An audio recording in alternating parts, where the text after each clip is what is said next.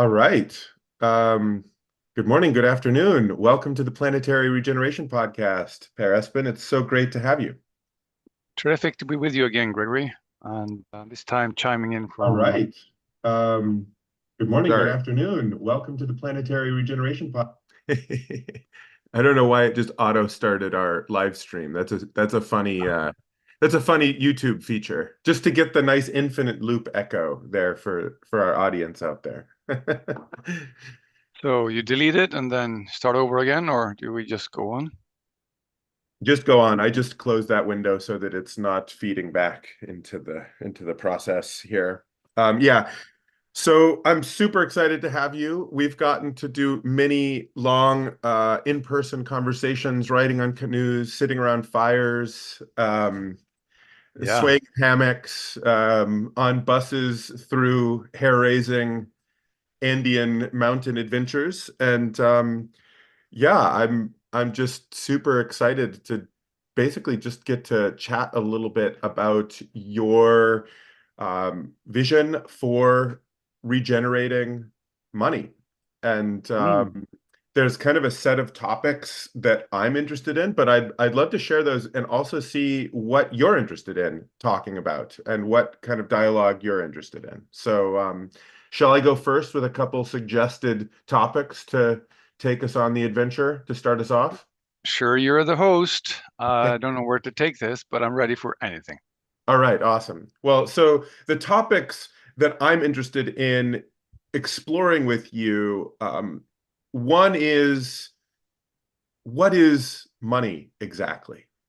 And, is money real? Is money a meme?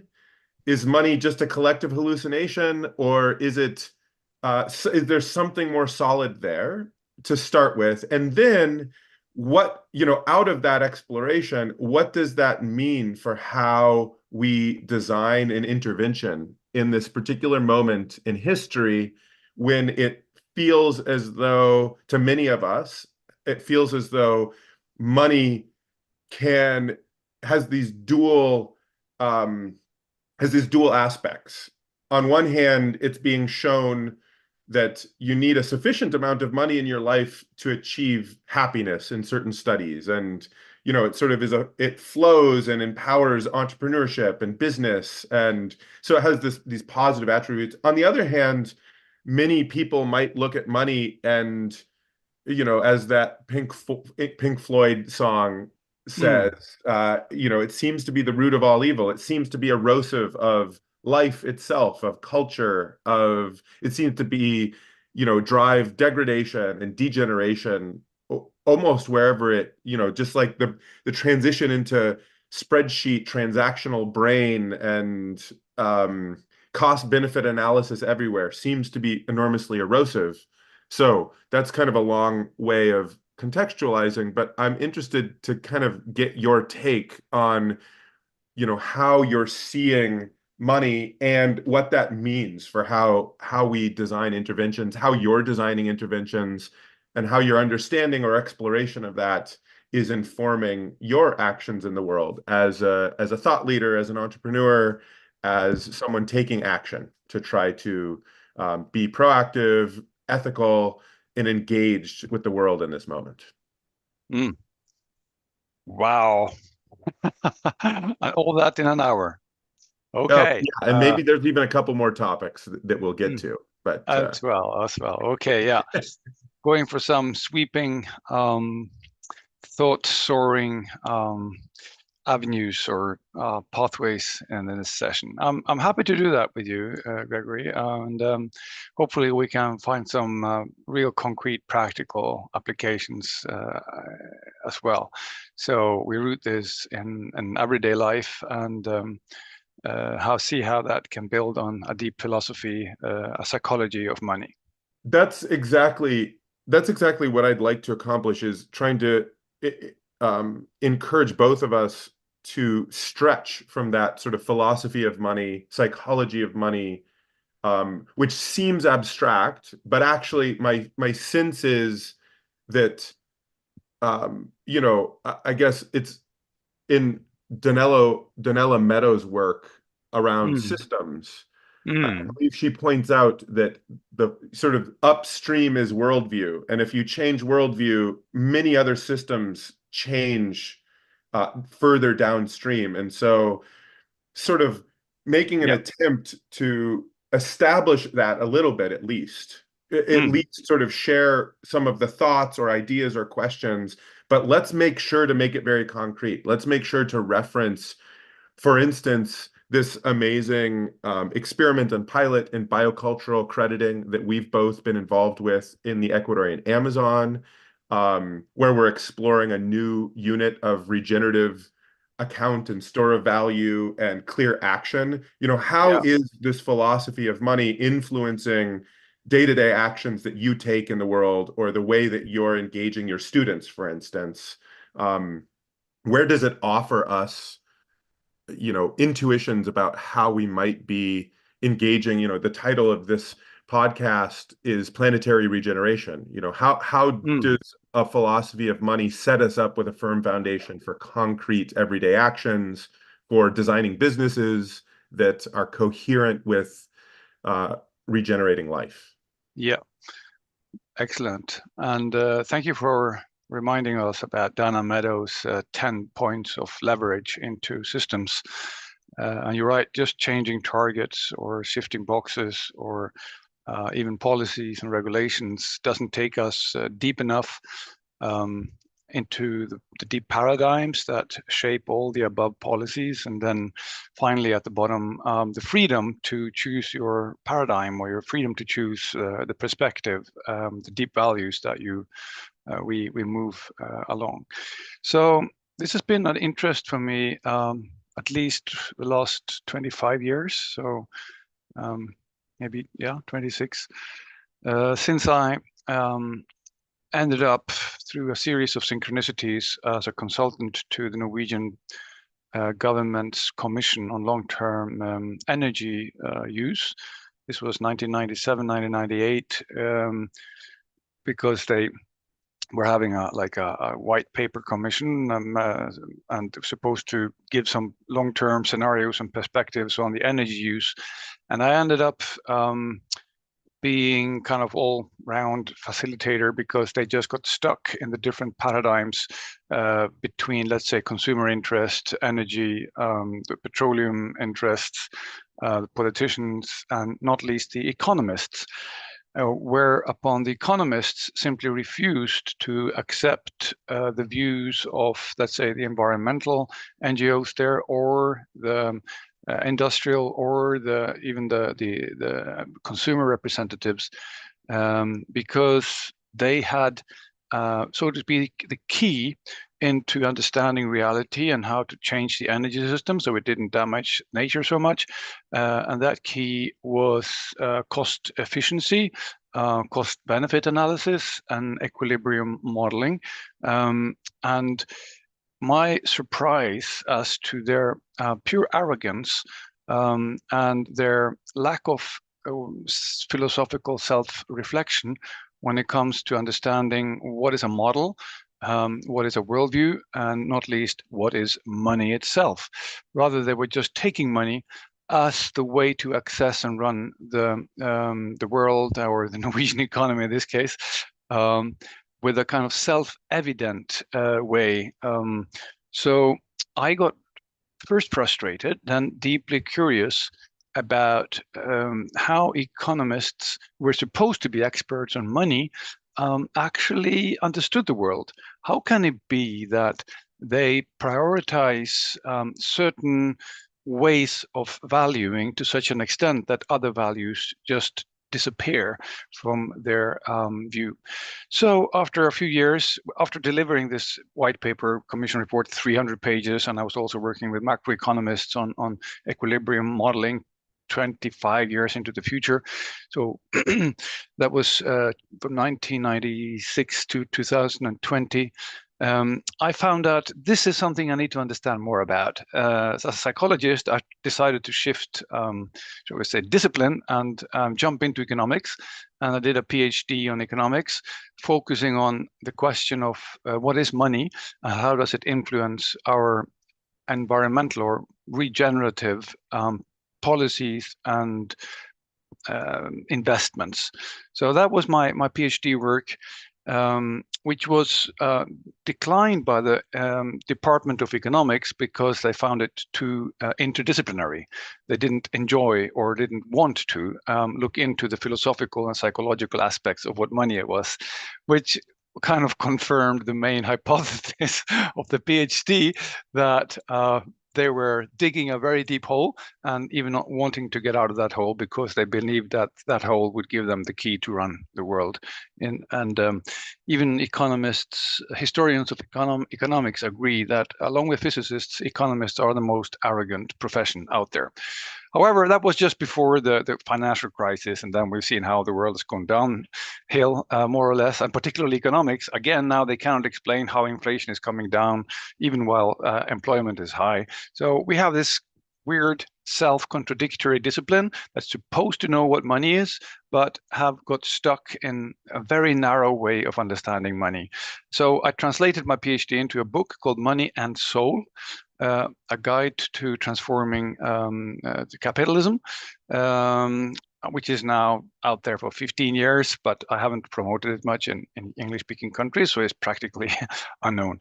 But your questions, Greg, go straight to the core of that book and the PhD work. What is money, and how can we reframe money in a way that serves life, that serves a pluralism of values, and also human well-being in a way that the current money system just simply doesn't. So, where do you want us to start?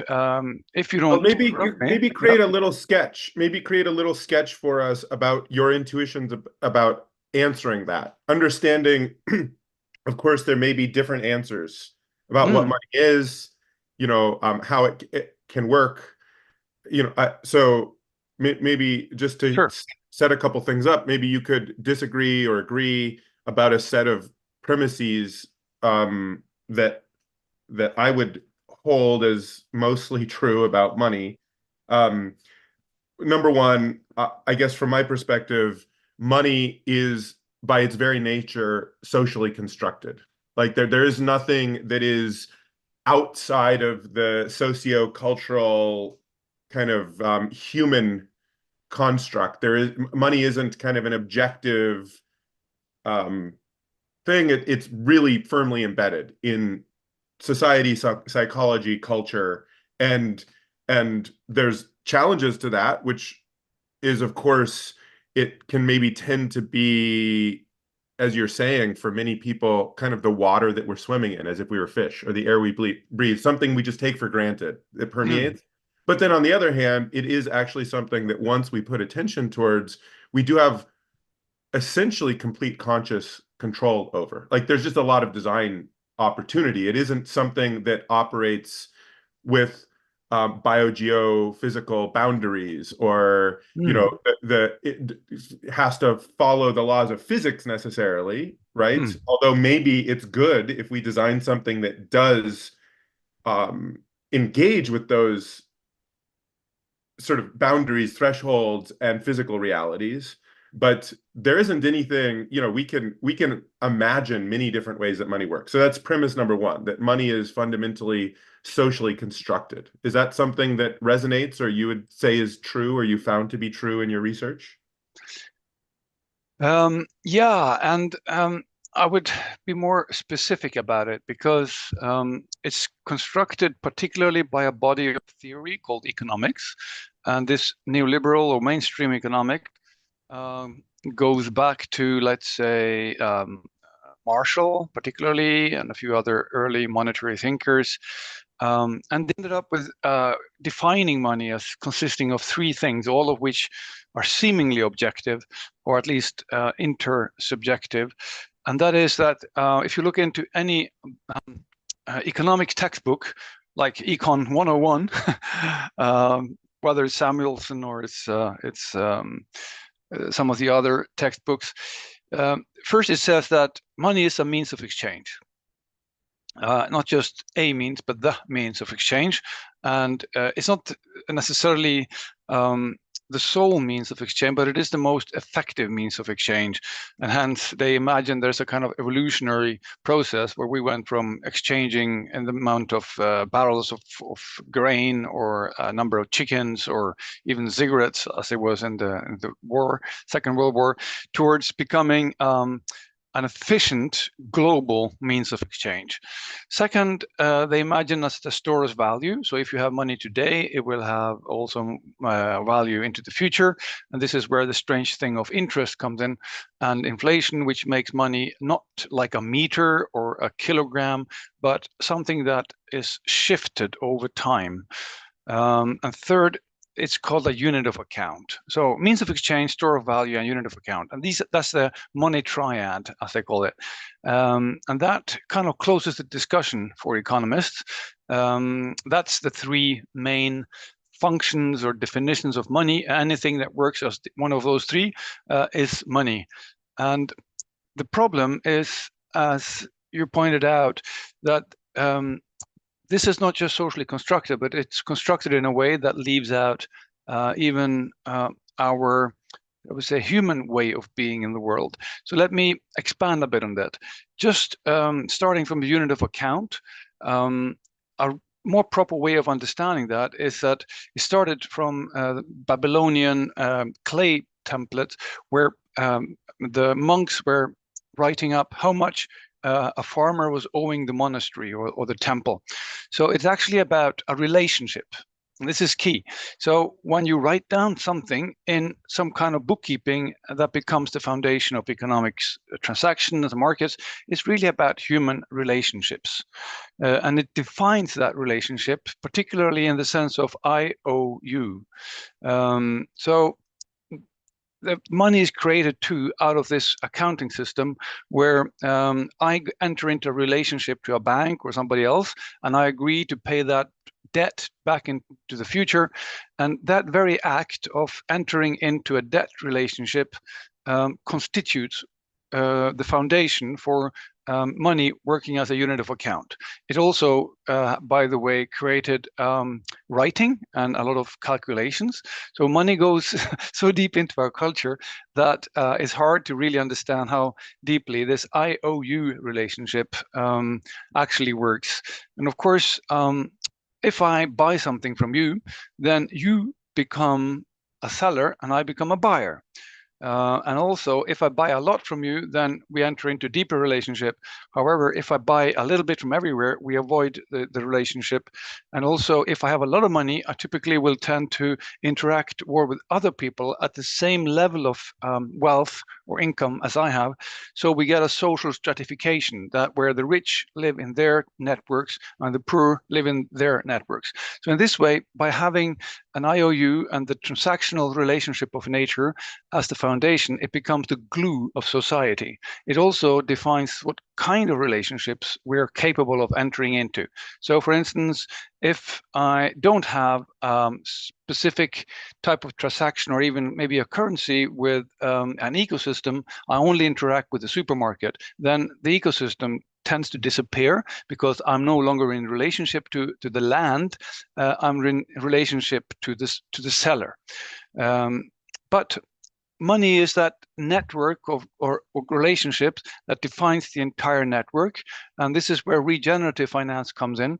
If we could expand the unit of account so that we are capable of entering into deeper relationship, more visible relationship, more conscious or aware relationships to other sets of values, then we start to redefine the very nature of what money is about through its function as a unit of account. So by shifting perspective or reframing unit of account to becoming a relationship, suddenly we start to expand that field which economics have shut down. So that's one out of three reframings that I've been working on in terms of money. Yeah, I really resonate with that. It's something that I talk a lot about as well, in that, people oftentimes, it's funny because, so in our work at Regen Network, to ground this in sort of a concrete example, right? We're looking to create units of ecological value, specifically value that relates to ecological health and the sort of social and cultural practices that reinforce ecological health, we really are trying, whether it's a ton of carbon or a unit of biodiversity uplift, it's this experimentation with Mm. creating a unit of account that is socially acceptable, that represents what I would define as the right relationship between a specific group of people and a specific place, Yeah, right? The the web of land, relationships. the Exactly. land and the web of life, which has That's the become, unit. yeah. That's the process. I mean, that's the exploration we're in, right? Is Mm. what is the way to create a mechanism that in a set of tools, really, that any group of people could define right relationship with land, with ecosystems, with life, with one another as Mm. a unit of account, ideally store of value, and ideally medium of exchange, and serve that moneyness, right, in Yeah. a way that expresses right relationship. Mm. And If I'm an yeah, economist and I just say that this is a unit of account, or if I'm as a rational homo economicus and I only relate to the units on my bank statement or in my bookkeeping, then I'm locked into a bubble where only I exist along with that list of transactions that are stored in the accounts.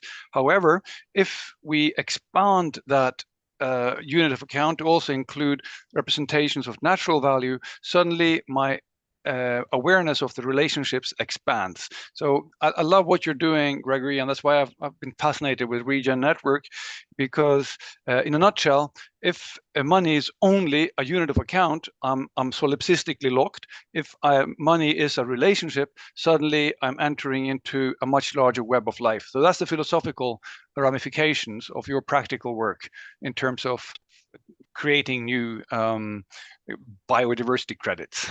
yeah, well, exactly. And where I was wanting to, like, where I want to pull a thread there is just, the idea of, so um I want to share another kind of a bit of a foggy premise that is, sort of bounce it off of you. And this is an idea that has emerged from me in the limited time I have available, reading about early, I guess we might say proto-money systems.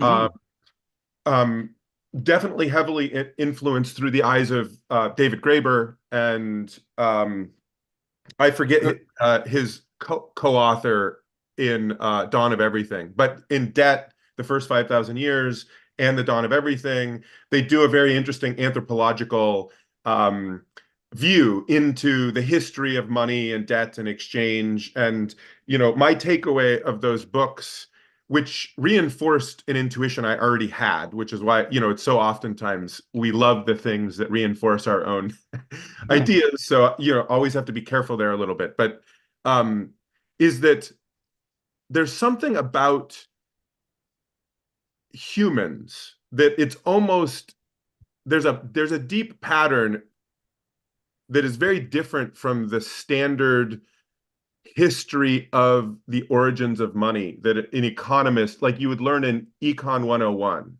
which is that, first we had this very inefficient system and we Mm. could just barter. And Yeah, then because of all the friction and challenges of that, we evolved money out yeah, of the need to but Graeber is sort of saying, hold on a second, actually there's lots of evidence that there's been symbolic quantification be contemporaneous with any system of barter, that in some way the symbolic system of accounting, there's thousands, there's almost as many types of symbolic quantification and units of account as there are cultures. mm, And some of them are very deeply ritualized. Some of them are more based on a, human, or some of them are human to greater than human. It's just very different. Some of them use giant rocks. Some of them use, sure. marks on sticks. Some of them use beads. Some of them use cacao. Um, and that has led me to this premise, right? Which is that actually the in order to regenerate relationship between a group of humans and a place, we actually need to have the tools available for very context specific, culturally specific systems of, maybe we could say, regenerative money. And that Mm. almost in a way we could say that should be considered one of the forgotten human rights. Yeah.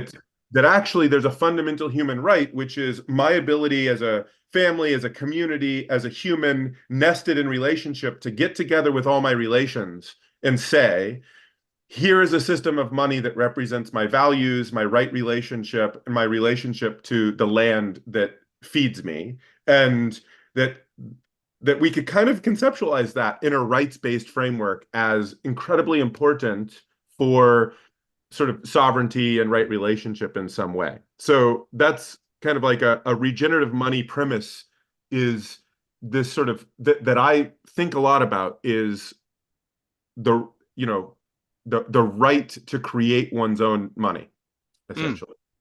Mm. Does that resonate? Does that sound crazy?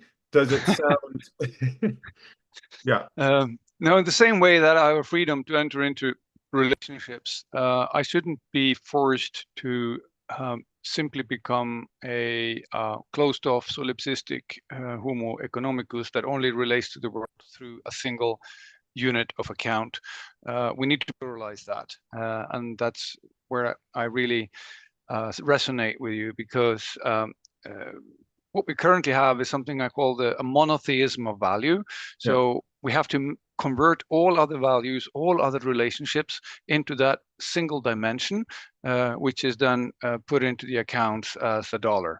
And that is hugely confining to us, so much so that our contemporary civilization is more or less compressed into what can find itself expressed in those kind of ideas and values. I mean, things such as property, trade, products, competition, markets, price, interest, and profits, all those jobs, even labor, all those things are converted into that one single dimension. And it is comes at a huge cost, human cost, natural cost, social cost, that is invisible to those very units of accounts. And further, and then even deeper, it shapes our attention, Gregory. So this is, I would like to shift a little bit from the unit of account to the means of exchange, Yeah. because when I enter into an exchange, whatever it is, my attention starts to focus on the means of exchange. So if I'm going to get a new house, or if I want a new car, a new meal, suddenly my perception starts to shift from the thing itself to its price. So in a way, money messes with your mind. Let me take an example from Daniel Kahneman, the famous psychologist who ended up as a Nobel Prize winner in economics. And he did an experiment with 100 students where he asked them to come and drink beer. So not difficult to recruit, huh? And getting into his the lab, they were told it was a perception experiment, which is what kind of way is, but not on what they thought. So they were having two glasses of beer put in front of them. One had a price tag which said like a $5 beer, and the other had like another, going to say 69 cents. So one expensive, one cheap. And then they tasted both beers, and then they were asked to say something about the quality of that beer, the fizziness or the sour or the whatever. And they came out with a way of having a much richer description and much more appreciation of the expensive beer rather than the poor beer. Then another 100 students came in, and he switched the price tag. So now suddenly what was the cheap beer became the expensive one, and the expensive one became the cheap one. And then another 100 students were describing the beer, and now, of course, they found the same beer that was cheap but now expensive to be much better. It had more fuzziness and more deeper terroir or whatever they came up with in the descriptions. So my point, and his point, is quite simple. Then when we put a price tag on something, it starts to shift how we see the world. So it influences our senses, it influences our kind of identity, and it influences how we filter the world, and particularly what you pay attention to and what is kind of in the back of your mind. So the whole economic magic is to make us non-attentive to those things that have a low or zero price tag, while the focus on price keeps our attention prisoner, so to speak. It weaves us into that economic way of appreciating that's intrinsic to exchanging. And so money is not just a means of exchange, it is a kind of a psychological manipulation where by entering into the exchange, your relationship to what is exchanged has been transformed from being rich in properties, rich in qualities, to becoming a simple quantity in a monotheistic valuation system, which is not made explicit. And that is what has transformed the world from being a rich place into a, shall we say, a bag of resources, where whatever gets a price is valued, and what has zero price is ignored from a psychological attention point of view. So just the act of putting a price tag, whatever unit of account we're using, will shape or reshape how you pay attention to the land, to the situation, your life, your values that you identify with as a person. Yeah, definitely. I love that, and that's really fantastic. And for people who want a deeper exploration of that, you and Matthew Monahan did a very sort of long form conversation about that sort of that specific theme, and several of the threads that we've been talking about here as well, in the Ma Earth podcast that you and he did. So I would recommend listeners go there and check that out as well. I'm curious. Are you familiar with? I imagine you're familiar with Bernard Lietaer. I'm not sure if I'm pronouncing his name You are, correctly. yeah, the future of money, yeah, Yeah, complementary complementary currency. Sure, currency. Yeah, I spent a lot of time on researching that. Yeah. yeah, Mm. yeah. It sort of resonates in similar that that sort of future of money and those ideas around complementary currency were very definitely inspired my thinking and pushed my thinking a lot in a similar way. Just to reframe a little bit about what you're saying is, that money or financial capital and the instruments that represent financial capital that are accepted tends to sort of collapse into one dimension, and by doing that liquidate all of these other forms of wealth and value, right? and, Yeah. and that's in general what we've been experiencing over the last couple of 100 years of rapid economic expansion and globalization. Yeah, Well, and it's important to be aware of this, because if you want to do regenerative finance, the whole issue is how can we use money to recreate attention to these non-valued life forms that have been filtered out by the psychological magic of conventional economics and the means of exchange.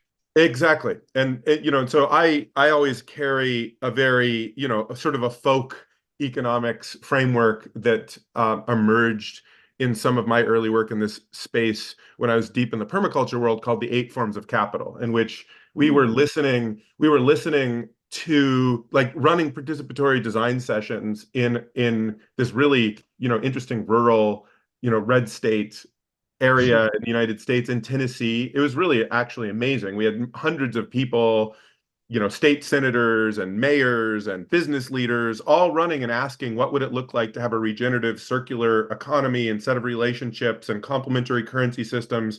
And, it was amazing. This was in 2008, just as the, collapse was taking place. And Mm-hmm. we heard just this pattern of people explaining value that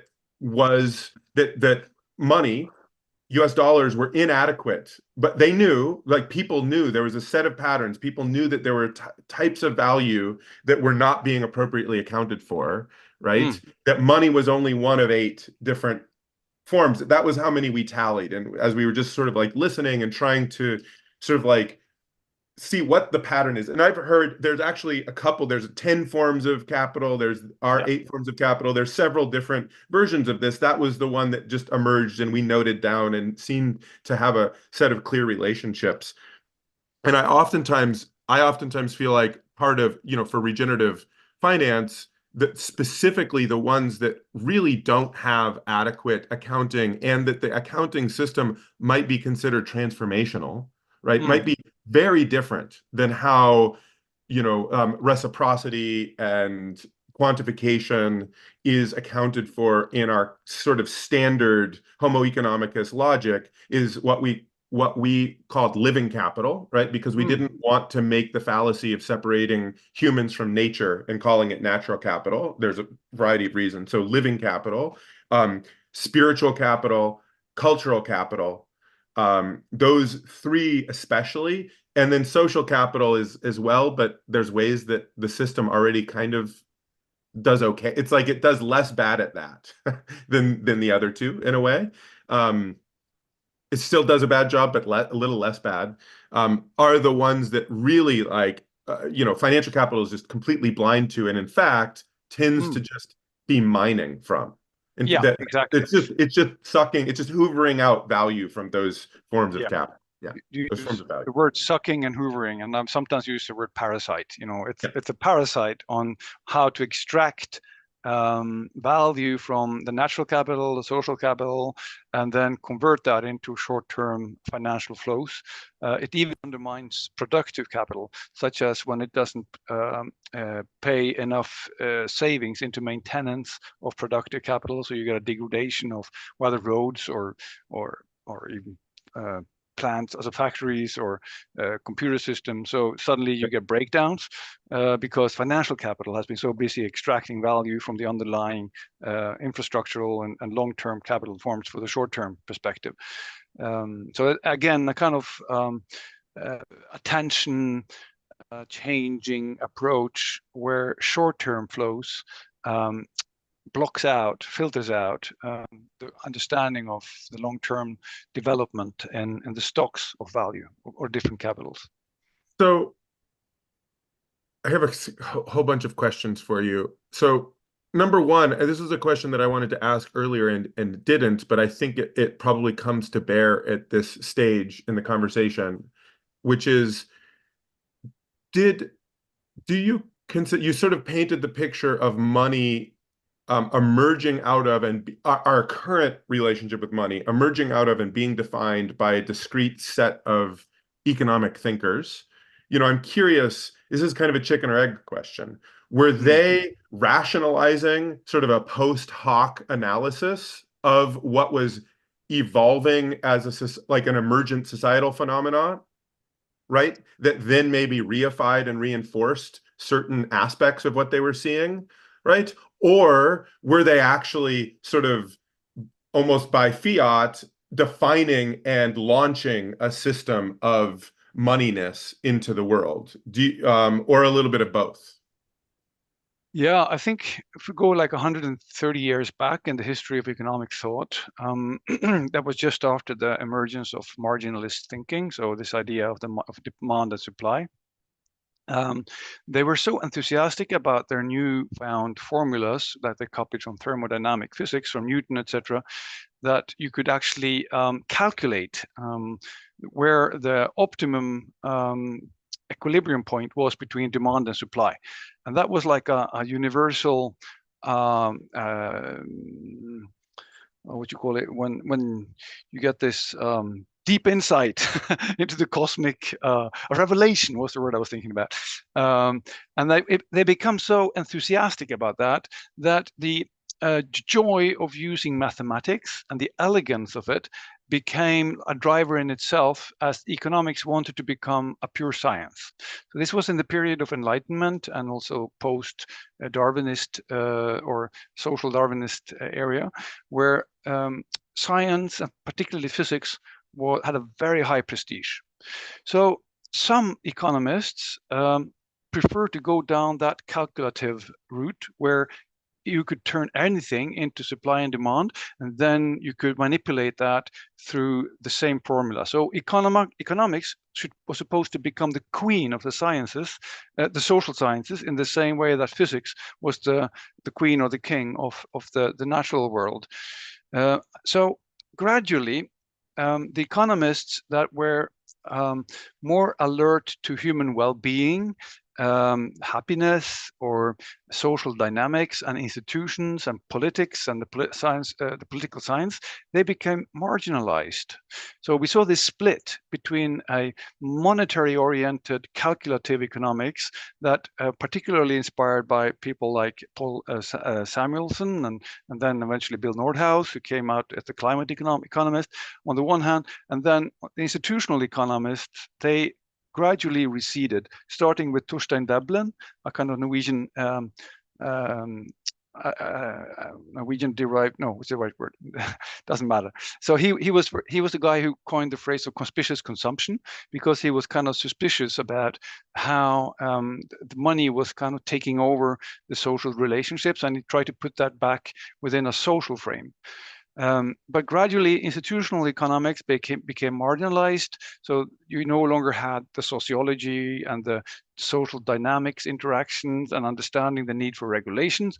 And then on the other hand, you had those who preferred to convert the entire world into money streams and then finding the equilibrium points. And and the latter won out, like Milton Friedman and others that came on the monetary economic side. And that's how we got to this point of the state where nature is just simply an input to the economic machine, and then there is an output. But if you're rich enough, you can eventually pay for the pollution cleanup, so you get the Kuznets curves. So nature is not something that is central to economics. It's simply just the source and the sink of material throughputs, which by themselves are really irrelevant. So I don't know if that answers your question, but that's great. how I see it. Yeah. It's super interesting. So I want to just Kuznets curves. Can you define that for us? Sure. The idea is that poor countries need to pollute to make things cheap and fast, and then as they get richer, then they have sufficient money to pay for cleaning up the river and the air and building green, nicer cities. So the idea is that you need to get rich first, and then you can reduce the pollution. That's one of the aspects of the Kuznets curve as it's used in conventional economics. Great. And then I wanted to just sort of throw a dart out and ask, so where does Keynes fit in all of this? In terms of, there's always this sort of modern monetary theory versus sort of like radical free market, I don't know, sort of Chicago school versus Keynesian.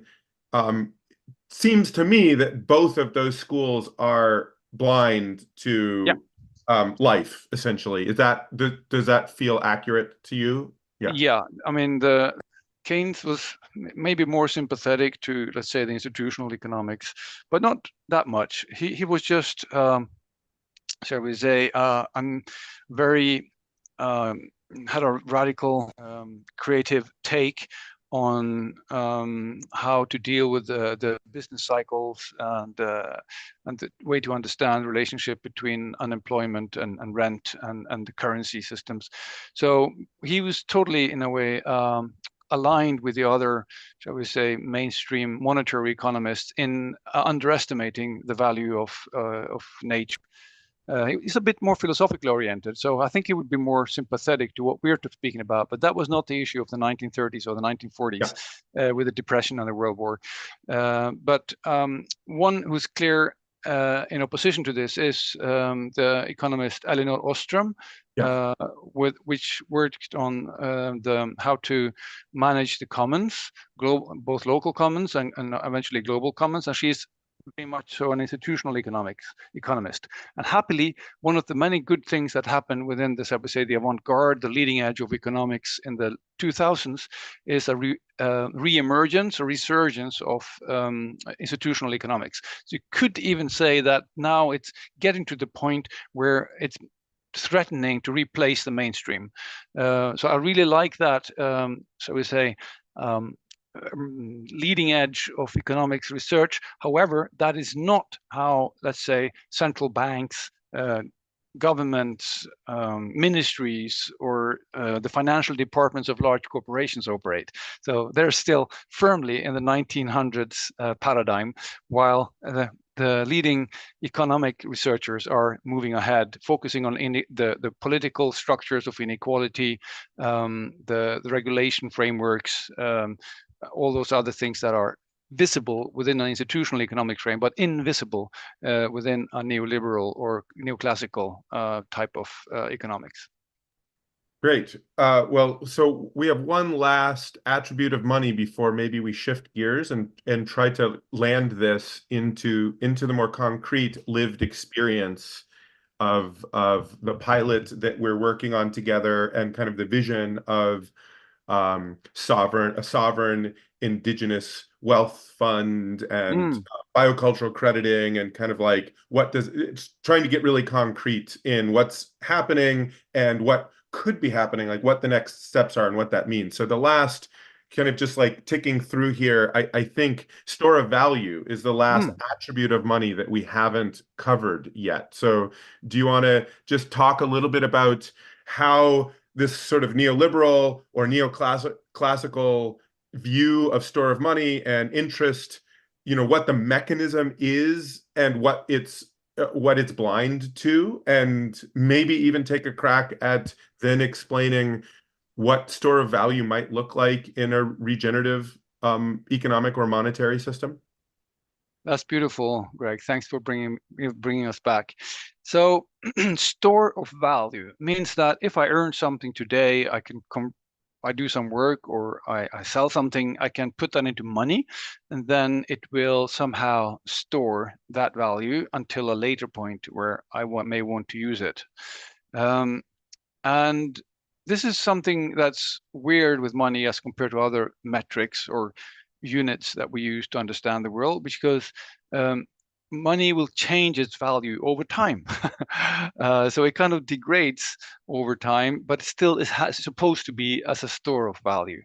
Now, the strange thing here is that there is a metaphor in economics which comes in here, which is that money is also time, or time is money, as you may have heard. And then the mechanics of that is this idea of the interest rate. If I invest something, I should have it back later with even more money on top. So it's a kind of store of value that multiplicates over time. Now, I would like to look at both those words, a store and value. So coming back to this idea of money being a monotheistic type of value, I like to reframe the store of value as a way of picturing your future. What are you storing value for? What are the kinds of value you'd like to see happen in the future? And this brings up the issue of imagination, and it's also the reason and the mechanism by which all money is created. Or at least 97% of it. So the banking system, Greg, they sell dreams. So like, do you want a new home? Do you want a new car? Do you want to fly, see the world? Do you want a new education? Well, get a loan with us, and then you can realize those dreams. Now you don't have to wait into the future, but that's your bridge to the future. So it evokes a longing. It evokes something, images. You see yourself as somebody who embodies something you admire, and what you admire kind of expresses or brings out the type of values that guide you, that you seem as important to who you are. And this is how money systems kind of create an addiction to money. This is how we are lured into entering into debt, entering into work, keep working. What are you working for? And those values may be part of the kind of world you want to create, and it's always positioned in the future. But to get there, you have to pay something today. You have to enter into a loan, a mortgage. So I think rather than seeing money as a store of value, it is really imagination. What are the kinds of value that you'd like to see happen in the future in your life? And that is why money changes value over time. So money becomes like a commitment to a specific type of image, or future doesn't exist. It only exists now as an image that you're longing for. So imagination is evoked by money, and that's the temporal dimension of money. This how it works as a store of value over time. Right. Now, So yeah, what you're pointing out there is really that, the store of value facet of money, especially sort of fiat currency like dollars or euros, is kind of the collective dream in a way. It's only valuable if society falls apart, the value of money disappears, right? yeah, It's the store of value can't exist without this aggregate kind of yeah, individual collective relationship about what future we're imagining for ourselves and society. It really yeah. doesn't work otherwise. Collective imagination. So the money system has to kind of capture everybody and bring it into a fantasy that in the future we want more of that money, or those opportunities that money can realize that align with your values. That's the idea. Which is interesting because now we see a competition of money at this moment in history, right? You have Bitcoin, which I would guess that people who are uh, you know, holding Bitcoin, using Bitcoin, have a different dream than people who Mm, might be holding and using US dollars. Although maybe it's merging because there's probably a lot of people who are doing a little bit of both. You have people, Dogecoin. What does Dogecoin, what do mm, people who are using or holding Dogecoin as a, dog meme coin as their sort of like future, store of value? What does that mean? What does that mean? What's the future that they're in it for the lulz? They're in it. What are they? So yeah, and what kind of identity does that yeah. express?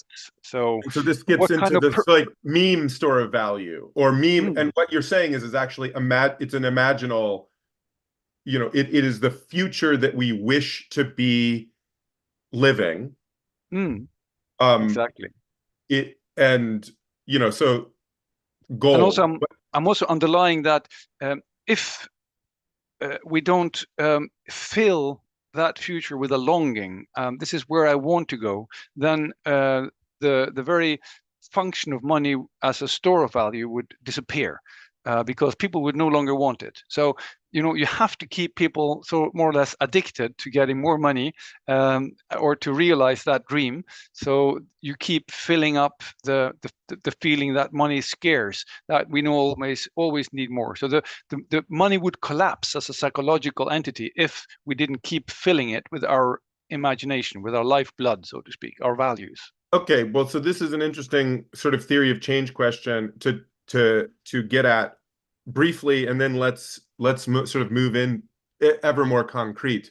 Okay, so is that does that collective longing is that collective longing something that we should be working to cease as individuals or society so that money no longer serves as this sort of massive, almost artificial intelligence coordination system that is manipulating our behavior towards something towards a collective dream? Or is it something that we should bring from the unconscious state and into a more conscious state so that our longing is um, sort of aligned, or is not just the sort of like keeping up with the Joneses, Mm, primate level habitual social signaling status games, but maybe is something that has other layers of meaning and connection.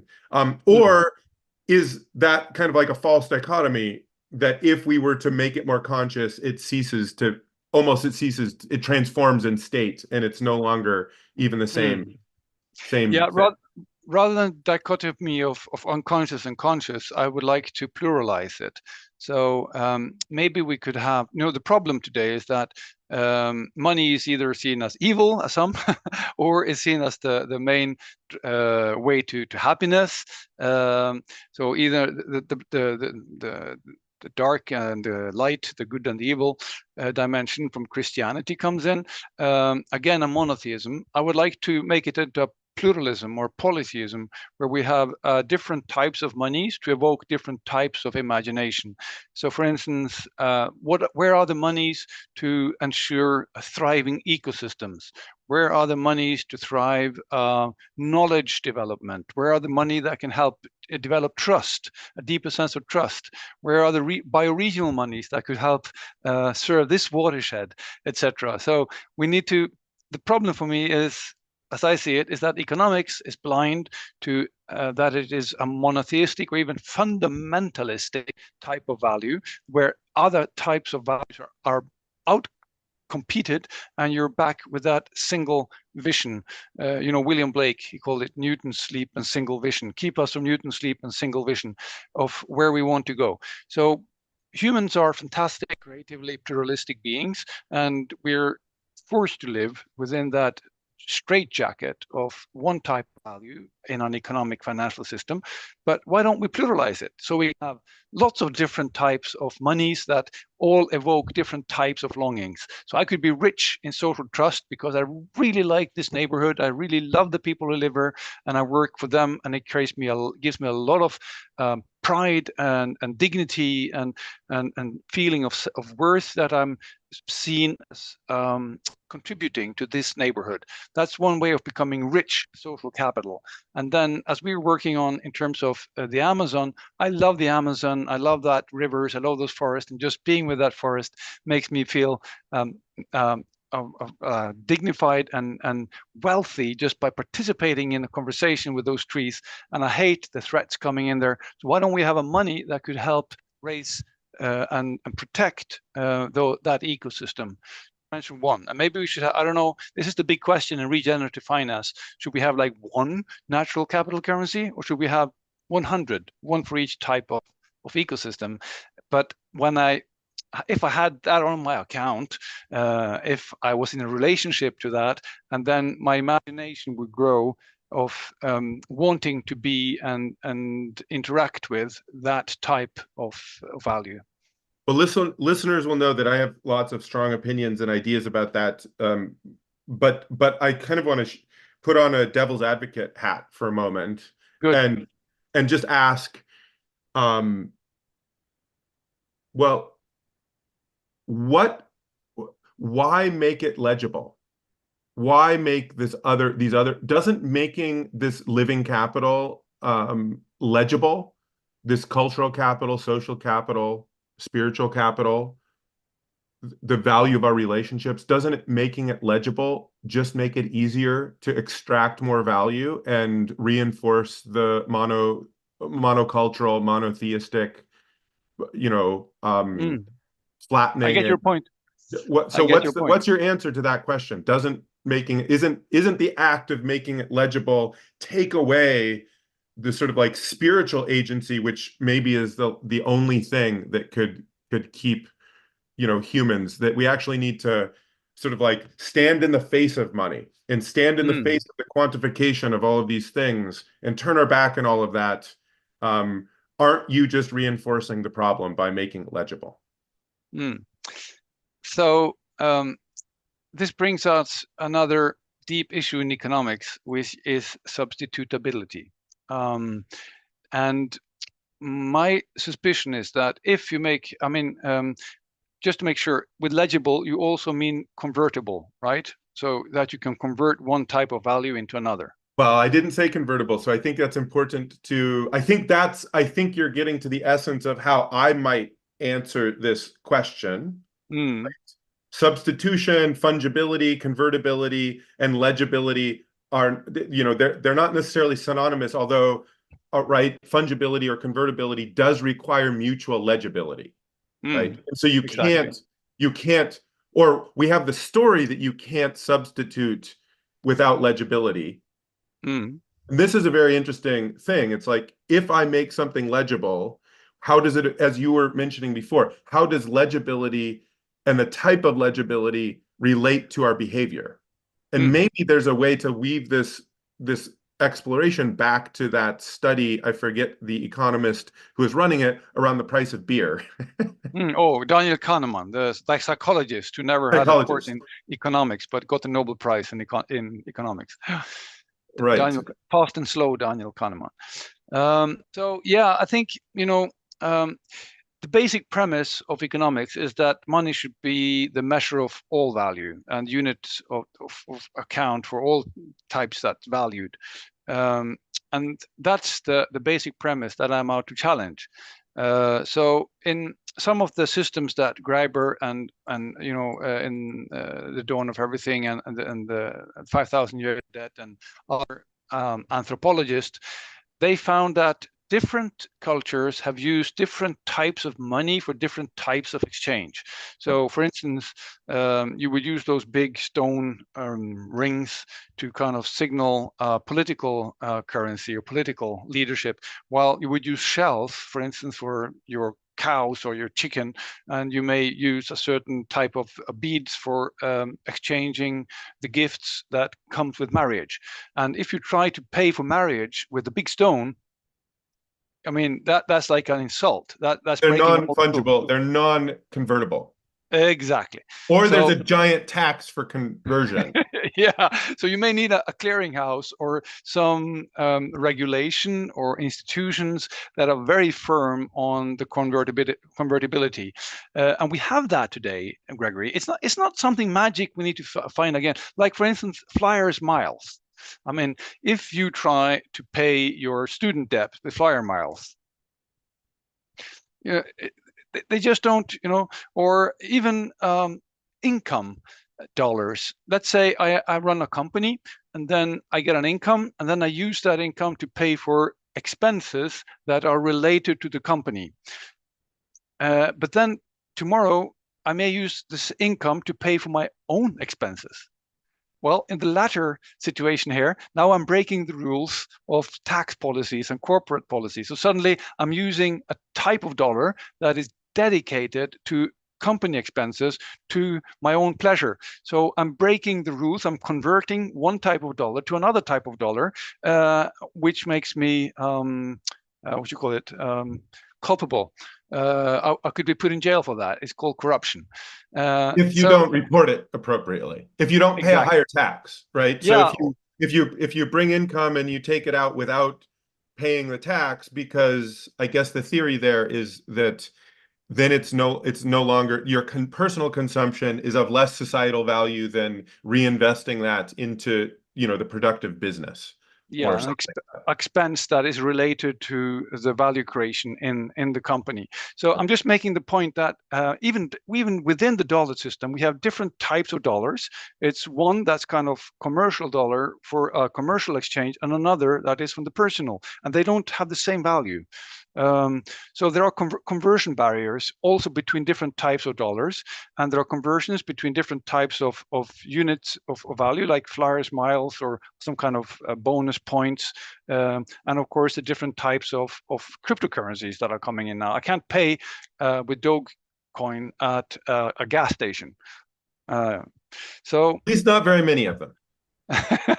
okay, then maybe I haven't checked in the US, but the whole point, the world is already full of conversion barriers, and when we start to use different types of currencies, new financial instruments to value nature, there should be certain rules and institutional procedures that regulates how one is converted to the other. This ideal of converting any value to any other through some kind of single dollar, that's the monotheism of value that we need to get away from. Yeah, so beautiful. Thank you for that. And I think that sets us up really well to start talking about this idea of holding this lens of these concepts of pluralism of money, and specifically the design of money systems for regenerating bioregions, ecosystems, uh, Species. the human relationship between specific places, this sort of theme of regenerative agroforestry, conservation, how do we make it legible the deeper wealth that can be stewarded by a set of humans, how do we make that legible, and how do we create a virtuous cycle at the right level, right? So Yeah. what's the right level?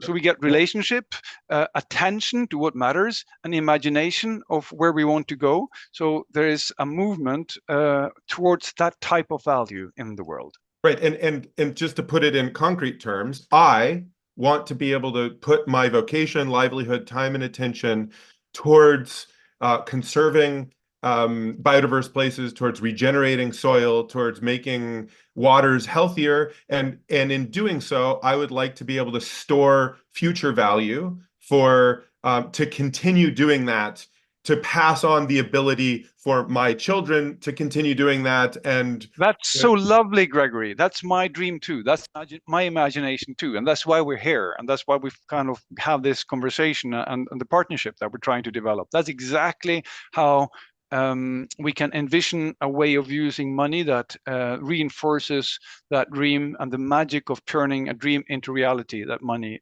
also brings. Yeah. And so putting a pin in the idea, my fervent desire is that regen can become that sort of Shelling point where people can have this, store of value, unit of account, medium exchange that represents this deep dream that we have together, this collective vision of regenerative action and right relationship and care, sort of putting a pin in that. That's the intention here. But let's get into concrete, in a broad sense. Let's get into concrete exploration of the biocultural crediting pilot that's underway, and the relationship between that as a, essentially ecological unit of account that's probably more akin, if it's akin to anything, it's, currently it's more of a donation, but it's sort of potentially evolving a little bit more towards maybe a commodity. It's not quite money. So what needs to be, and then there's this idea that you've been inviting people to consider around a fund that sort of has this unit of account that can be sold. Sketch to me the relationship, the larger sort of monetary system with these different component pieces of a biocultural or biodiversity or credit system and a fund. And what does it look like? How do we imbue that with responsible, pluralistic moneyness in the way that creates a virtuous cycle? And I realize that's still quite abstract, but I think it's the right next step for our conversation at the moment. Good. So there are these communities in the eastern part of the Ecuadorian Amazon where we've both been traveling together and having conversations with them. We are having conversations not only with those communities, but also with the trees down there, the river, the pink river dolphins, the macaws, the monkeys, the owls, and the mosquitoes, which are taking a little bit of, and of course the jaguars. We're getting there, yeah, which is the kind of our symbol for how that all balances together, because the jaguar is an umbrella species that kind of keeps the balance between the different myriad species that are existing in that domain. So that is a huge type of value, which is intrinsic to place. However, it contributes to all humanity. Not just in terms of the carbon cycle, but also the water cycle and the genetic diversity that comes with being a kind of collective wealth at this time in history, which is also threatened by roads and incursion of extractive practices. So there are these myriad types of values inherent in that land, which we would like to bring attention, relationship, and imagination to. How can we strengthen that into the future so that my kids and your kids and other generations can also have that wealth and even go visit sometime if occasion and possibility arises. So in Norway, we have this sovereign wealth fund based on the oil that we extracted from the ground from under the seabed at the Norwegian continental shelf, which is easily converted into money through just selling oil and gas on the market. Then that revenue generates more than the Norwegian government can use. So that is put into a generation fund, the Norwegian government's sovereign wealth fund, or what we call the oil fund in the everyday speech. Now, the communities in the Pastaza region of Ecuador, they are also living with a huge, huge wealth, which we just talked about. But that money cannot be as easily converted into, those values cannot be easily converted into dollar values given the current market structure, because there are no existing means of exchange for living biodiversity values, or even valuing their ancestral knowledge and the amazing skills and ways of being in the world that they are continuing their ancestral stewardship practices, which from a kind of global commons point of view are unique and irreplaceable. So immense value, but given the current financial system, those types of values do not count. They don't find any place in the current corporate accounts or as units of accounts. So what we try to do then is to create a unit of account that can make these values visible. And then we have to create attention in the world so people want to appreciate those values and see themselves as connected to the water cycles, the evaporative cooling of the planet, the carbon cycles, the evolutionary uniqueness of that ecosystem. If I see that as a value, just in the same way that I value a functioning health system or a functioning educational system or a functioning road system, then we should be willing to pay a little bit to keep that value in this unique Gaian, beautiful blue-green bowl that we're sailing through space in our spaceship Earth. But since people are not aware of it and there are no means of exchange and we cannot see how that value impacts our future, the store of value into the future, then the price is zero. So what we're trying to do is to create an avenue where people's awareness of these types of values could be expressed into also monetary value.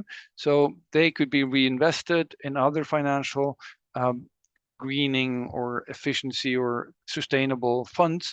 So to create a monetary fund that would be reflective and supportive of the long-term survival of these communities and their ways of living in the world.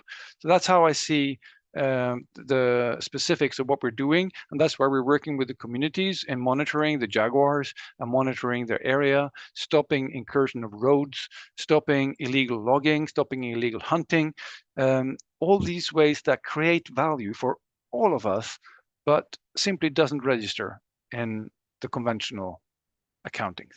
Right. So it seems like in order to actually, I mean, I still have a set of questions for you about how you see, if and how you see some sort of internal bioregional currency fitting in with that, and exchange rate controls and, how that works and what it would take to make something like that work, I think is a very interesting conversation.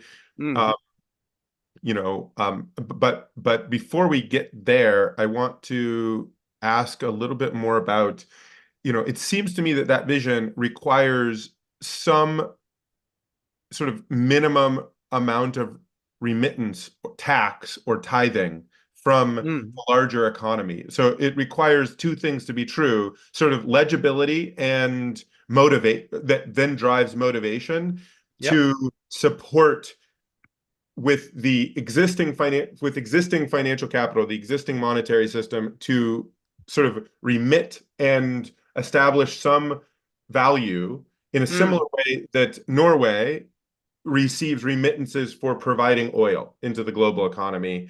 This requires some amount of remittance on a per annum basis from the global economy for as you mentioned, preservation of the biosphere, cultural preservation, et cetera, the sort of holistic value that is produced, which requires, again, I'm just sort of reiterating, legibility, but Mm, also requires motivation. It yeah. requires people to say, yeah, sure, I'll give 1% or 2% of, my annual Mm, surplus into this in order to get something back, yeah. which in this case is a stable biosphere. So is it Indeed. accurate to say that you feel like the missing link is to generate that motivation is legibility in some way? It's sort of Yeah. like I, as a business owner or as an individual, I would probably be happy to send some money there to establish this if I'm clear about the value that's coming back to me in reciprocity. Exactly, very good. And that's the relationship dimension of currencies or money.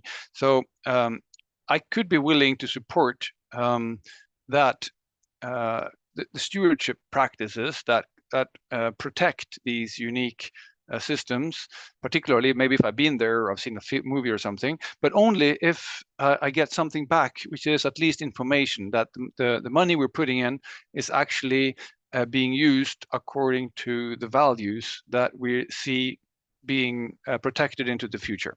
So the communities then have to continue with not logging their own forest, clear cutting it, and they have to continue with looking after the wealth of biodiversity there, so the jaguar will thrive, and they also have to continue stopping roads, which we know would kill the type of value I'm investing in. So I owe them if they provide these services back to me in a way that's trustworthy, transparent, and if you will say legible or fact-based or transparent is the word I was looking for. So they commit to caring for those values, and I commit to them having economic security, providing funds into these Jaguar credits. And then your question was initially, can these become some kind of local currency?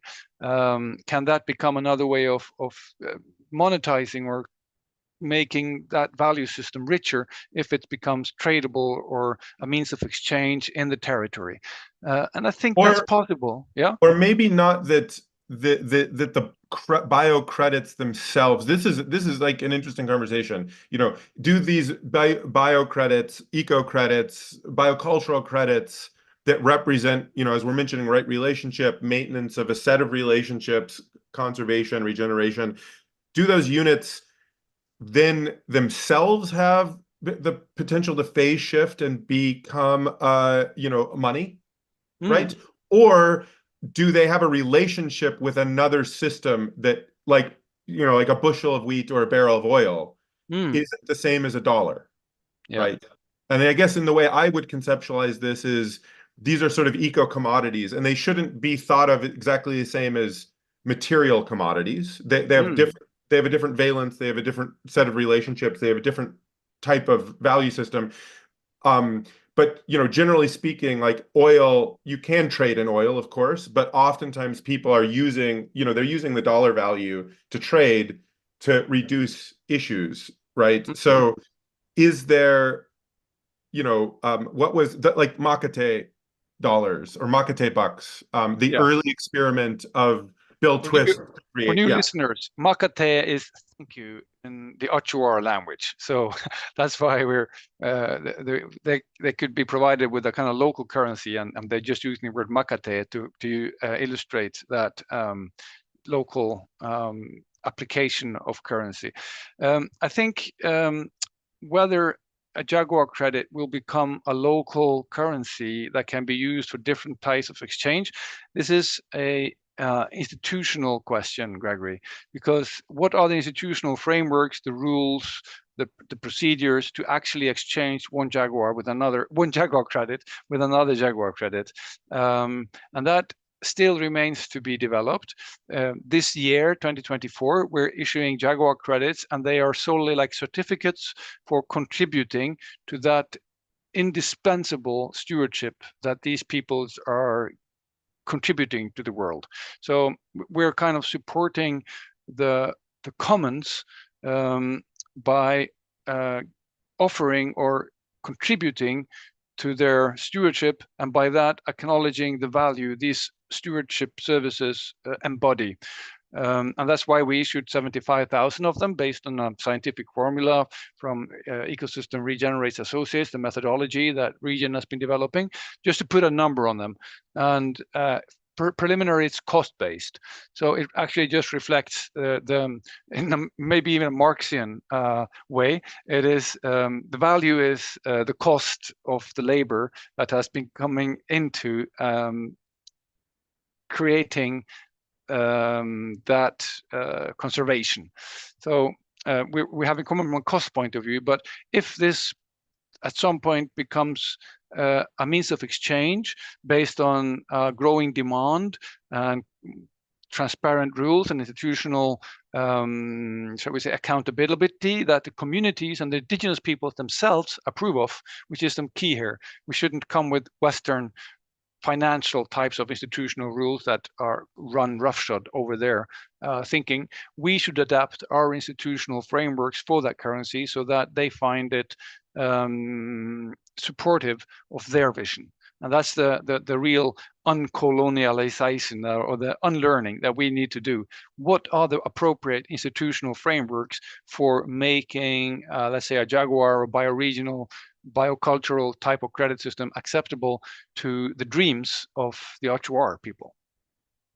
Yeah, definitely. And I think I want to just elaborate on that a little more, because I think that this podcast has been fantastic, and we've been sort of surfing this sort of very Western academic wave of thought and engagement and using a set of language. But also, I think what's really moved me about the approach you've taken, the approach that we are taking together as a group of allies, is to find ways to be unlearning and learning in partnership with a local community that is actually taking the lead in dreaming this dream and calling in allies in order to support their sort of Eleanor Ostrom-like ancestral tradition, which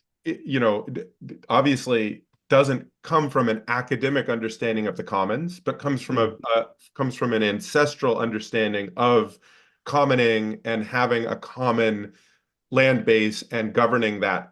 Maybe even the forest itself, Gregory. Maybe the forest. Yeah, exactly. Exactly. The greater than human. Yeah. So the forest itself is kind of giving us these dreams in order to become a long-term self-reinforcing value system. So transforming the forest's values into something that can interact with the global financial system. And that's the challenge. And that's why we're struggling. It's very hard. We have to put a lot of attention and care into how we design the institutional structure that allows both the forest and the communities to preserve their dream, their store of value in a way that is served by the financial system rather than being emptied or extracted of value into the financial system. And that's the danger, of course. Right. And there's some pretty clear, what I'm quite moved by, in the same way that I sort of shared, from a personal, subjective perspective, what I yearn for is to be able to pour myself into a vocation that generates a store of value through right action in the world and deepening of relationships with, earth, with soil, with other humans who are doing the same thing. And in that exact same way, the expression of the plan de vida, the life plan of the community, what has emerged out of that process, which this biocultural crediting approach is sourcing from as the source of sort of sovereign governance, that the community is saying, we want to conserve for future generations. We want our children to be able to grow up and live in this community, and their children to have access to a healthier forest even than we had, or at least as healthy. We want to Yeah. have the same access to abundance. We don't want to leave to go to the city to go, make money. And we want to have sort of an intactness and continue to be able to pass on this relationship with a place. That's the expression, right? And in order to do so, right relationship with place, right relationship between the community, and right relationship with a set of allies who can Yeah. contribute to making that possible. And what's really interesting is I do feel like we're just this baby step closer to being able to envision what it looks like to have kind of a regenerative store of value, regenerative medium of exchange, Mm. regenerative unit of account, at least the unit of account we're hitting in a way with this attempt to Starting. do a biocultural credit. So it's very, Yeah. very interesting. So, Norwegian institutional frameworks that created the sovereign wealth fund or the oil fund in Norway is generally recognized as a very wise move by most other nations in the world. They're kind of envious of this Norwegian sovereign wealth fund with good reason. But of course, it's made from a very extractive, polluting, planet-killing process that is the opposite when it comes to natural capital. We're extracting natural capital, not recreating it or restoring it. We're just converting it from something that's 50 million years old into something that has a high financial value right now. So my dream is to see how can we reconfigure our networks of value around these communities so that the immense 50 million year value that's inherent in the forest, in the rainforest, can also be put into a generational fund that provides dignified lives and even protection of or regeneration of the life process that the rainforest is in the middle of. So not just a simple extractive value creation to fill up a fund, but to find some kind of self-reinforcing dynamics between the communities looking after the forest and the forest providing value, and reinforcing that in such a way that they also get economic security in a situation where the world has gone into modernity that is threatening that very dynamic between the forest and the communities. So can we convert that into a visible, legible, and growing set of value that enhances their independence and enhances their self-determination? So that's my dream. Beautiful. Do you have a few more moments, or do you have a hard stop right now? I have a few more moments. No worries. So I just wanted to, bringing this ever more concrete, it struck me that maybe we could do a little back of the envelope, um, kind of like sketch of what it looks like, how much money, if there was a fund that, on a couple of layers, like one, how much money is required per hectare to generate this kind of conservation and reciprocity and right relationship? That's number one. How much money would a fund like this require if it was to be paying and sort of like floating this action out of its interest instead of its principal, right?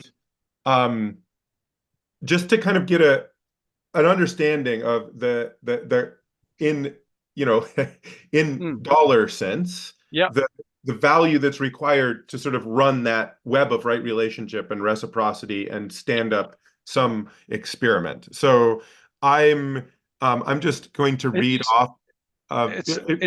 It's first, it's embarrassingly cheap. Yeah. That's the so we're speaking about something like as ridiculous as maybe $6 or $7 per hectare. And sorry, $6 or $7 per hectare per year. We need to have a hectare per year as a unit of account here. And that is incredibly low for relative to the immensity of the values that are embedded in that land. If you visit it, you'll feel it, you can see it, and you can appreciate it. But as long as we see it from a distance and through the lens of conventional money, it appears to have a price of zero. But $6 or $7 per hectare. What is a hectare? It's 10,000 square meters or 2.5 acres approximately. And It's with maybe hundreds of tree species, an incredible abundance of fungi and microorganisms and fungal networks and birds, and an immensity of insects. So, which is evolutionary miracle. So in a way, the value is infinite per hectare, but 6 or 7 is enough to secure the stewardship services for those communities that have about 10,000 hectares as their community stewardship land.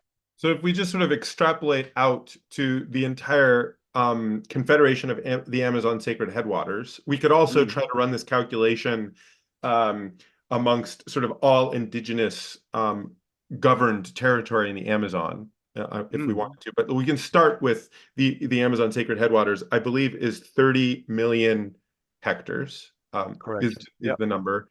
That relates to, on a per annum basis, $210 million per year. Yeah. Would be roughly $7 per hectare of sort of like, so then this is the part of the calculation that I was just about to get to in the blog that I'm writing at the moment that haven't actually done. I guess the question is, if we consider a rate of return that a sovereign fund could give if it's invested in a way that is benefiting life and not investing in, degenerative, extractive. So I don't know, some might argue that could give a higher return, some might argue a lower return, but just say we could like limit the rate of return of investment of that fund. I don't know what we say, 5% or something, 6%. Return 5%. I mean, the Norwegian sovereign wealth fund is run according to a conservative rule of only 3% taken out of it every year. So why don't we copy that? So if 3% is taken out every year, that means the size of the fund needs to produce the minimum size of the fund in order to serve the whole Amazon Sacred Headwaters. If we're sort of thinking of a bioregional approach, what's the size, of the You would need like a sovereign wealth fund for the whole area of about $6 or $7 billion. So if we had $7 billion set aside that was managed, and then the interesting thing is, I actually think we could potentially generate a more efficient, there's this interesting work that's been done on sort of local complementary currencies in which the Red Cross, for instance, working with grassroots economics in Kenya, has shown that for every dollar invested into a local economy for sort of holistic outcomes like this, if it's invested as a local currency that can be reused for a wide enough variety of goods and services at a local level, they can 6x the original investment. So you have a 6-time multiplier if you manage to accomplish that. So I don't know if then we get, we could make it $1 billion to start if we had that 6x multiplier, or if we get 6x the benefit of, regeneration and holistic, life uplift. I don't know. We could think about that. So somewhere, if we add that virtuous sort of, it's like having a gear. In introducing a local currency, it's like having a gear that can actually make the system more efficient. Yeah, you mentioned John Maynard Keynes earlier, and I think he coined the phrase velocity of money, and that's exactly that. So how many times does that money circulate in the area? So you have not just one, with $1, you can generate $7 to $10 of value creation if the velocity of money is 7 to 10. So that's the idea you're looking at. Yeah, right. Well, and that specifically, we have some ability to design and control the velocity of money with some sort of bioregional currency system if it has enough critical mass that we can design and engage with that. That probably isn't, at least from my perspective, probably isn't those primary credits, which again, in thinking about the Norwegian instance, those are like the analogy of the barrel of oil. This is the unit that has value that allows there to be some amount of capital flow and remittance back into the system that sort of upkeeps things. And then there's this other sort of gear, which we can sort of tune and ensure a certain velocity of money to create efficiency. So anyway, that's um, I I love that sort of intersection and um, bigness of that vision. It's very compelling. It's been swimming around in my heart for a little while, and Mm. um, and Yeah, I'm of very course. excited that we're actually, together with the community of Shara Mensa, with observers from the whole Amazon Sacred Headwaters Alliance, Mm. so that other communities are able to observe what's happening and give feedback and give critique about this idea of what does it look like to create a right relationship unit and use that to generate some minimum amount of remittances to cover that $7 per hectare per year sort of conservation cost for a community to commit wholeheartedly to that and take off the table the extractive economic opportunities that they have and sort of move towards these regenerative economic opportunities as it aligns with their life vision. Mm. Beautiful. I don't have much to add to that. That's what we're trying to achieve. And if I may add, I mean, people like Jeff Bezos, $7 billion allocated uh, as a principal. The principal wouldn't be touched. He could even provide that as a loan or as an impact investment or whatever, and then just the dividends from that principal would be enough to get this whole thing running for the entire sources, the sacred headwaters that maintain and make the Amazon possible. So that would be like it wouldn't, we're speaking about how much is it, 2 or 3% of his current wealth, something like that. So and his whole wealth is based of the Amazon, of course, at the name. But honoring that, and he has done that in the Jeff Bezos Wealth Fund. So at some point, some of those billionaires should put a little bit of that in. And if the system doesn't work, they're to get the money back. So it's a kind of safe investment. And then if it does work, it will start to generate more dividends that the communities take out. And then gradually they could transform that to their own fund and pay him eventually back if he wanted it. So it doesn't have to be philanthropic. It could be a loan or a kind of impact investment. That's the Yeah. vision. Yeah. Yeah, it's very compelling. And I think, what's really interesting is that there's this compelling vision. It's big, but it's actually not that big. As you mentioned, Mm. $6 billion is not really that much money. And the Or, financial or system type of Exactly, contract. when thinking about the entire system. And also, there's a set of concrete actions that are actually dealing with the hardest stuff right now. So the hardest things, the failure modes of this type of a vision are administrative, capacity building, monitoring, like generating, understanding and sourcing from um, the expression, instead not having this land as a sort of like an alien mothership on top of a set of communities with Mm. a set of interests. The hard part isn't the money or the operation of the fund. The hard part is slowing down and creating a network of trust and engagement in which the opportunity to actualize this type of vision can be fully understood, grasped, and designed in such a way as to support and engage the existing life dream that is underway, Mm. so that there's Yeah. understanding. And that work, what's really compelling is that work in a way takes generations to mature.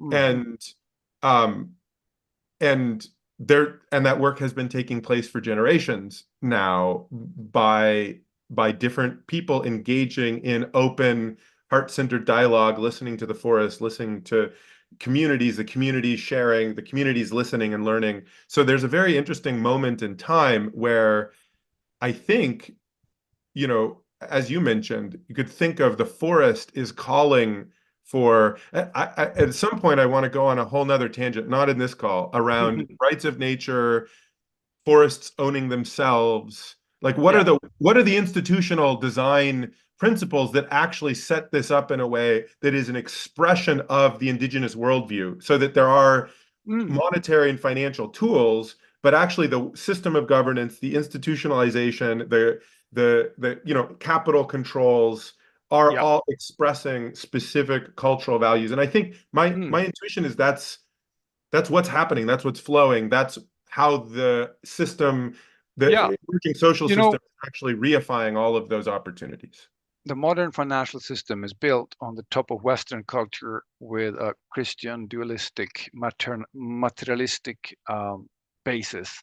And what with an institutional framework that is built on an indigenous worldview, including the more than human, the forest, a non-anthropocentric worldview, look like?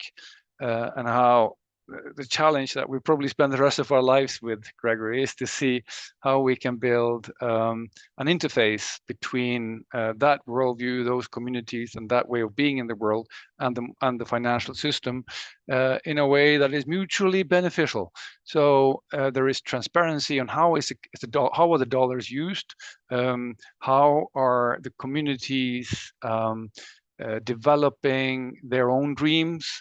How is the forest, the state of the forest? Where does the money need to go? What is sufficient money, not the maximum money? What does economic security and dignity look like for indigenous peoples who have to interface with the modern world? So that's the real work. If we got $6 or $7 billion, the work is to build that institutional interface that is reproductive, not just of nature, but also of trust, transparency, to avoid corruption, um, to align those money flows with the shared dreams of the communities, and not the shared dreams of Western modern financial engineers. Beautiful. Well, I think with that, perhaps we'll leave you with the last word here. Well, in Yeah. terms of the arc of our conversation. And yeah, I'm just enormously grateful for our friendship. I'm enormously grateful for you taking the time to do this podcast with me. And I'm enormously grateful for the opportunity to be collaborating on this biocultural crediting pilot and the bigger vision, which is what does it look like to co-create, make the opportunity visible to enough of us, in this participatory, collaborative way, so that it can kind of emerge as a really potent, um, a really, really transformative approach to, I think, that transcends, in quotes, conservation finance, Mm. and transcends the old colonial models of value, and creates a deeply regenerative, place-based, indigenous-led opportunity, with us working as allies to support Mm. that. So I'm super grateful for your role in saying yes to that, and continuing to work with the community, with myself, and with others. Thank you. Thank you, Gregory, and thank you for reminding us that, you're an American, I'm Norwegian. We're steeped in Western English-speaking colonial mindsets, and we have to be very aware and self-reflective to see how those unconscious and linguistic assumptions that we are carriers of may interfere in a destructive way when we try to approach the dream. So philosophically and psychologically, it demands a lot of self-reflection, suspense, and a non-judgmental review of our own efforts as well. Yeah, definitely. It's a beautiful practice, and not easy. So Not thank you. easy, but necessary, and also with gratitude and acknowledgement of the guidance of the more than human world, we're less susceptible to falling into the conventional pitfalls. Definitely. Well, we could have a whole follow-up conversation on kind of communicating and listening and learning with the more than human world, but for another time. For another time. Thank you for now, Gregory, and looking forward to continuing